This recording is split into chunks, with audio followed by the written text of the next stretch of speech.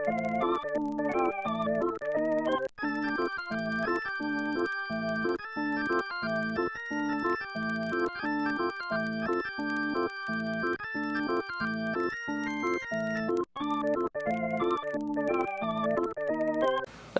this is my review of Transformers Prime Season 1. I have a mixed history when it comes to Transformers. So, I'll start at the beginning. And I do have a purpose for explaining how I got into Transformers. It'll be long and drawn out, but I do want to illustrate a point. Anyway, my very first exposure to Transformers when I was a kid, and I watched Transformers Armada, which was the first series that composed the Unicron trilogy. I think after that was Transformers Energon, and then finally Transformers Cybertron. I watched Transformers Armada on Toonami. I don't remember many of the actual episodes except when the Autobots and Decepticons teamed up against, I think, was Unicron, and then Unicron gets Megatron to double-cross Optimus at the end. I think that's what happened, but I don't really remember it well. The show actually well introduced me to the rules in the Transformers universe, quote-unquote rules. These are the basics everybody knows. Autobots are the good guys, Decepticons are the bad guys, and Megatron and Optimus Prime are sworn enemies, as Ratchet says in Transformers Prime. Over the next few years after Armada ended, I didn't really watch anything else that had to do with Transformers, and mostly watched, superhero cartoons, or animated series. Batman, Spider-Man from the 90s. I was really, really into that stuff. But even today, I still thoroughly enjoy those series, but that's another topic. I was re-exposed to Transformers with the first Michael Bay film, which at the time I did find very entertaining when I first watched it, but that was probably because I was still very unknowledgeable with the more interesting aspects of the Transformers lore. Shortly before Revenge of the Fallen came out in theaters, I bought the first season of the original G1 series by Shout Factory, the season 1 release. I enjoyed those episodes, but at the same time, I wasn't really expecting it to wow me with deep characterizations and themes, which, of course, it's an 80s popular cartoon. Action-adventure shows grew more complex in the 90s. But there are still the G1 purists, which I will get into later. I'm not trying to set a negative tone here or anything, but I do want to talk about that later on. Anyway, I did see Revenge of the Fallen in theaters, and I have to admit I had a delayed reaction to it. I was younger, but I did have a delayed reaction to it. I remember being entertained with all the action in theaters, and even today, the action is pretty decent, pretty cool. But later, the more I thought about the movie, the less I liked it, until I eventually had to agree with the general critic and audience opinion that it was a pretty bad movie. I especially like to listen to Blows Himself Up Dude's review, or Brown Coat Eric's review of Revenge of the Fallen. He goes into pretty good detail of how much the movie's not good. That's all I'll say about Revenge of the Fallen on this channel, since its flaws have already been pointed out in detail, especially by that video. Still, afterwards I heard great things about the 90s Transformers series Beast Wars. I enjoyed the first season quite a bit, but the combo of the second and third season completely blew me away and showed me just how much can truly be done with the Transformers characters and lore.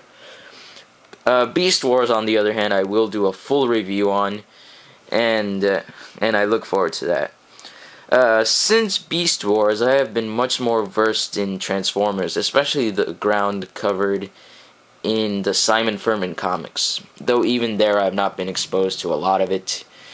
Most recently, I've been hooked on watching Transformers the movie from 1986. Sure, the music is very 80s, but that's so much of the movie's charm, and I am much more liable to enjoy popular music and shows from the 80s and 90s than I am to enjoy what's popular today.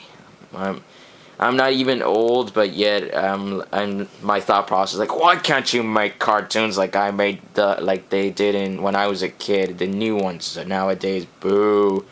Nothing against new shows, but they don't seem to have that same cleverness. Not all shows, not all cartoons, but I generally prefer the cartoons that were around my time. The first 3 seasons of SpongeBob I still find hilarious. Kurt's the Cowardly Dog, Ed, and Eddie. Anyway, that is also another review for another time. So only until now, I think I can qualify as a true Transformers fan.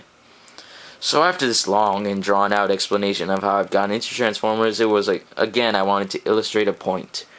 There are several types of Transformers fans, some of which might not think of me as a true fan of Transformers, and this is because of the reason there's such different fan bases is because there are several different types of Transformers series which appeal to different generations, which is part of the thing that's made Transformers last, is that it can transform and change to whatever an audience wants in a generation. So this is where the G1 purists come in, who think that G1 is not only the best series, which I don't agree with, but I absolutely have no problem with anyone saying that G1 is their favorite series. I have no problem at all. But what bothers me is when these people who love G1, again, I have nothing against loving G1. My problem is when people take it too far and think that all the other Transformers series suck. How this factors into Transformers Prime, hey, I'm finally getting into Transformers Prime, is I've seen a shocking amount of negativity towards this series, and it is actually a very good show, coming from the type of Transformers fan I am. That's my opinion. Transformers Prime is very good. I don't want to sound closed-minded, but I really cannot understand the perspective of hating this show. The only reason I can think of is way too much nostalgia, which might sound harsh, but that's the only thing I can think of. From these same comments I've heard, the animation is terrible. I bought the first season on Blu Ray, and the amount of detail on the designs of each Autobot and Decepticon is beautiful. Though I do prefer the more blocky looking designs from G1 and the IDW comics than the Bay movie designs on the Transformers. However, they give the characters in Transformers Prime a few touches from G1, while it's mostly like the Bay designs, but they do add a few touches of G1, which makes me appreciate the designs of the series a bit more. Especially Megatron, he kind of has like the same face structure as in the Michael Bay movies, but his legs are very much shaped like the legs in G1 that turn into the gun handle. That's very cool.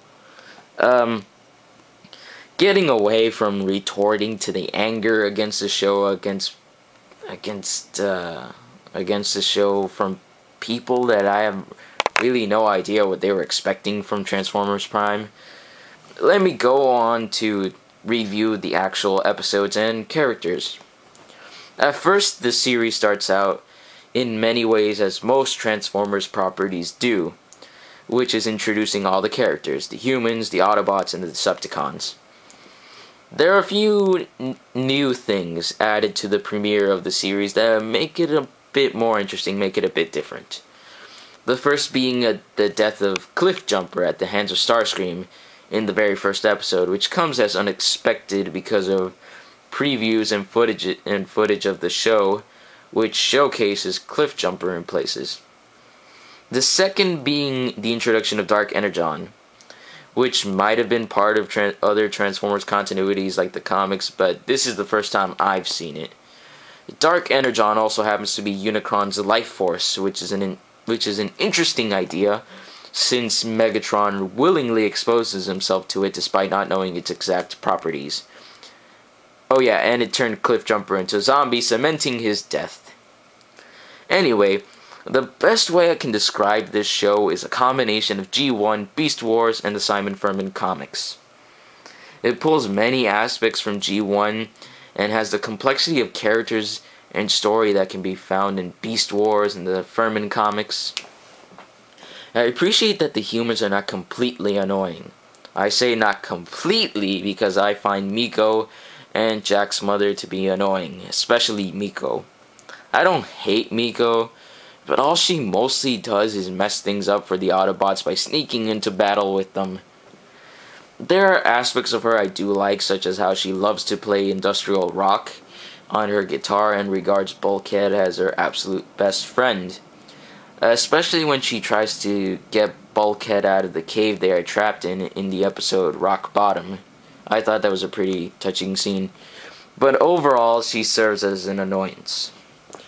Jack's mother I find slightly annoying because all she does is point out to the Autobots that they are putting the kids in danger and doesn't really help them in any way at all. I know some people might not like Agent Fowler, but I mostly like him because at least he is useful every now and then, and I do find him funny in a few places, especially when he's being interrogated by Starscream in the first few episodes, I think. As for the Autobots, I actually like all of them quite a bit, except maybe Bumblebee. Don't get me wrong, I did like him, but he doesn't have much more dimension to him in the first season besides being a loyal guardian to Raphael, and the fact that he's the youngest of the Autobots. In Season 2, he is given more depth with how he lost his voice box, and with Ratchet. My favorite Autobots are Ratchet and RC. I love Ratchet mostly because Jeffrey Combs voices him, and he's just awesome, in the Reanimator, and my favorite role of his is The Question in Justice League Unlimited. Jeffrey Combs is just awesome. And on the Blu Ray or DVD, he does a commentary on Ratchet's most prominent episode, Stronger, Faster, and Jeffrey Combs' commentary on that episode was very good, very interesting. So Jeffrey Combs is awesome. But another thing I like about the character is that he still has lots of dimension to him. He's Optimus Prime's right-hand man and his absolute oldest friend. He acknowledges that he has a bit too much Cybertronian pride, but he grows attached to the human kids as the season progresses. RC is awesome because she has multiple dimensions to her as well. She is Jack's loyal protector, but she's also cool-headed and completely competent as an Autobot. As a result, RC is probably one of the best female heroines I've seen on any kind of entertainment medium. I really gotta get into Buffy, though, before I can say that. But from what I've seen, RC is one of the best female heroines, since the show makes her competent but doesn't constantly draw attention to her gender at all. They added an emotional layer to RC by giving her a fear of losing her partners, since her last two partners have been killed by Decepticons.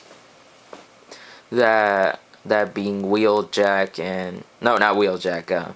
Cliff Jumper and... Tailgate. Yeah, Tailgate. Along with Starscream, she is also given an emotional character arc towards the later parts of the season, and it's absolutely well handled. Although I cannot name the voice actress for RC at the top of my head, she did an incredible job and made the character completely believable and likable through her performance. Even though they were my favorites, I do briefly want to touch on Optimus Prime and Bulkhead, both of whom I enjoyed a lot. Optimus Prime, of course, is the most iconic character in all of Transformers, and he does not disappoint here. Optimus in many ways seems very wise in this show. This is the most wise I've seen Optimus in any other show I've seen. Optimus Primal was also an incredibly effective leader, but in this series, Optimus is wise in an older mentor way than in Beast Wars, where he definitely feels more younger, where he definitely feels more young, and he's more like a young upcoming sergeant, while Optimus Prime in Transformers Prime is much more like, you know, almost Yoda, almost kind of like Yoda, but not completely. Optimus's origins before he became a Prime is well told, and I like how it is mentioned that Primes always keep their emotions in check. Bulkhead even says that he's never seen Optimus laugh, cry, or lose his cool. To briefly touch on Bulkhead, by the way, I really liked how he felt very warm and fun-loving with his comrades. Though, as I said, I found Miko annoying sometimes, Bulkhead's care for her always felt believable. He especially shows his dedication to his friends in the episode where Wheeljack guest stars. But most of the time Wheeljack is a Decepticon in disguise, and only until the end do you find out it's really Wheeljack really is. Sorry.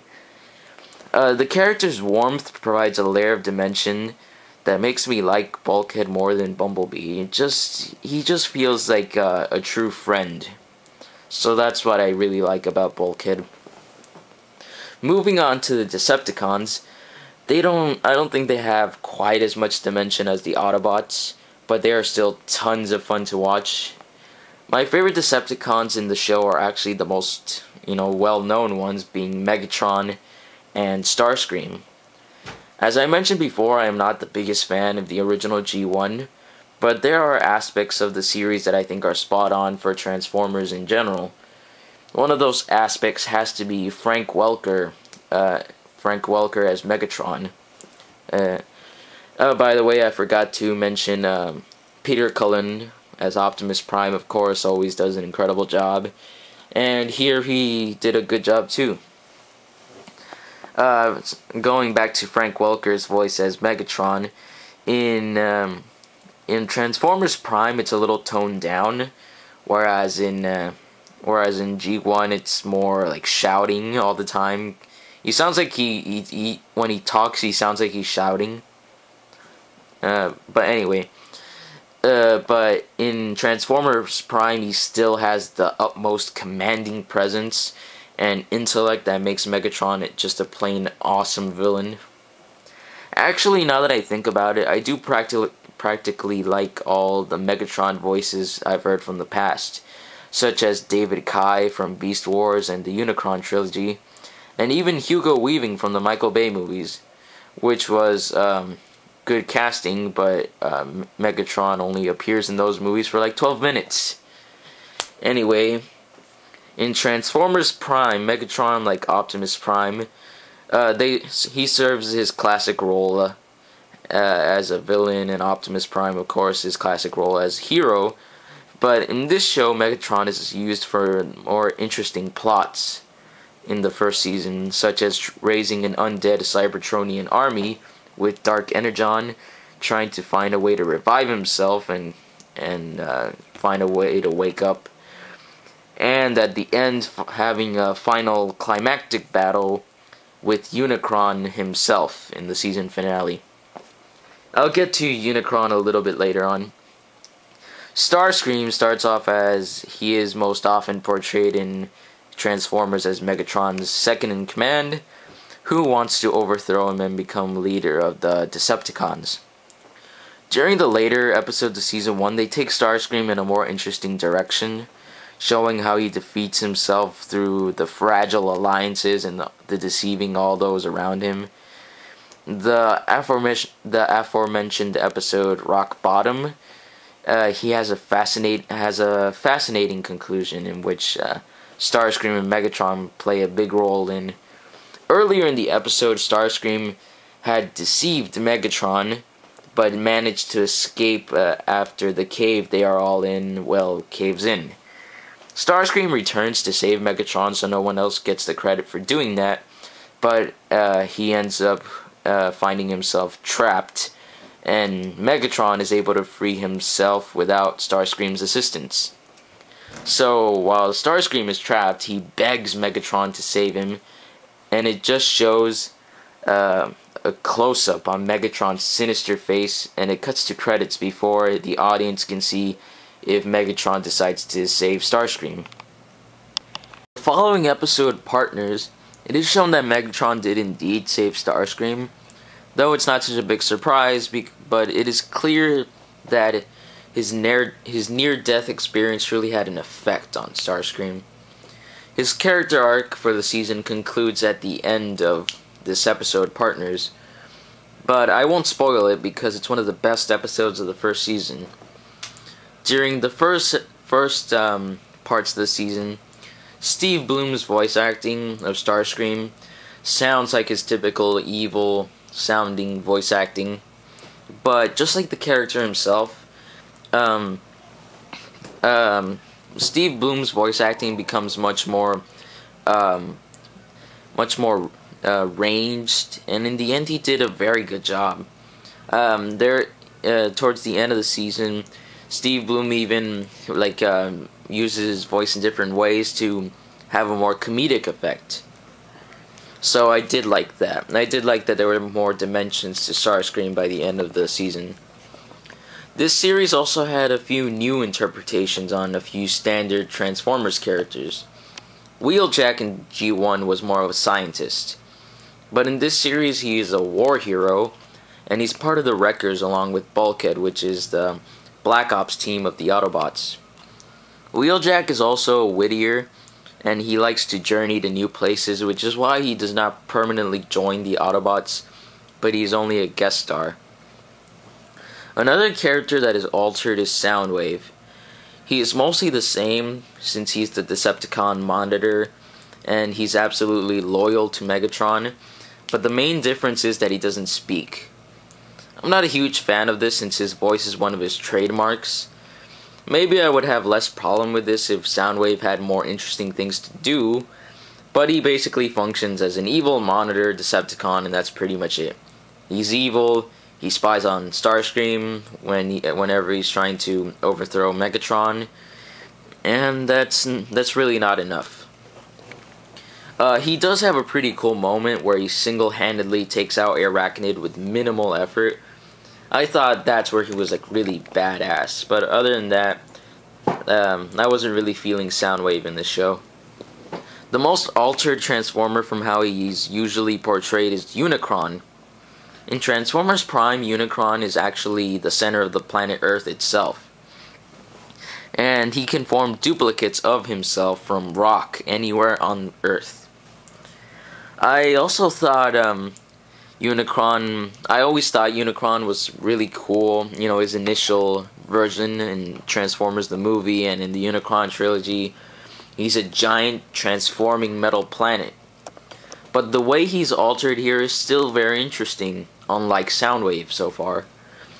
I'm not sure if this is in other parts of Transformers lore, but in this series he is one of two Transformers gods, the other being Primus, of course. I'm pretty sure this is, established canon, but not 100% sure. Where Primus is, a good god, and Unicron represents the evil god. While what I find most interesting about this version of Unicron is that the Cybertronian prophecy refers to Earth being born out of chaos, and that evil is literally at the heart of our planet. And that's a really interesting idea, saying where, all the evil on our planet comes from. It's certainly a bit out there, but it is very cool. The final fight against Unicron leads to an awesome season finale that really had me craving to watch season 2. By now I've seen all of the episodes of season 2 so far. The most recent I've seen at the time I'm recording this is Nemesis Prime. One of the best aspects of this show in general is something that is also used to great effect in Beast Wars. Transformers Prime uses the fact that most of their characters are robots to their advantage, and in getting past censorship and allowing for darker stories. The Transformers themselves are allowed to die and bleed because they are robots, and this still keeps the standard TV Y7 rating, whereas if the characters, the Autobots, were human, this rating would probably go more towards TVPG, like Dragon Ball Z Kai, for example. The uncut version, at least. The level of writing and animation and voice acting in Transformers Prime is truly top-notch. And it really fulfills the producer's goals in the series, is to have a movie quality, which is ironic since I find this season of Transformers to be better than the actual live-action movies of Transformers. So I guess that's good for the show. I can recommend watching the first season of Transformers Prime without a shadow of a doubt. I especially recommend the Blu Ray of Season 1 because of its impeccable image quality. And it also comes with a short bonus prequel comic from IDW involving Cliffjumper and RC that I believe is exclusive only on Blu Ray. I hope this oversized and drawn out review was informative and enjoyable. Again, anyone that has at least a passing interest in Transformers should definitely give Transformers Prime Season 1 a view. If you're a Transformers fan, I would say you'd like it. But I've heard a lot of strange complaints to the show from Transformers fans, but most of them say they like it. So my personal opinion is this show is very good. It's like on the same level as Beast Wars. Maybe not better, maybe not quite as good, but around the same level. And Beast Wars is an incredible show, which means Transformers Prime is also very, very, very good. So I definitely recommend at least watching it. And if you like it enough, you should get the full season, because it only gets better as it goes along. Thanks again for listening and or watching. Stay tuned for my next review, which I will hopefully begin to work on soon. Thanks. Bye.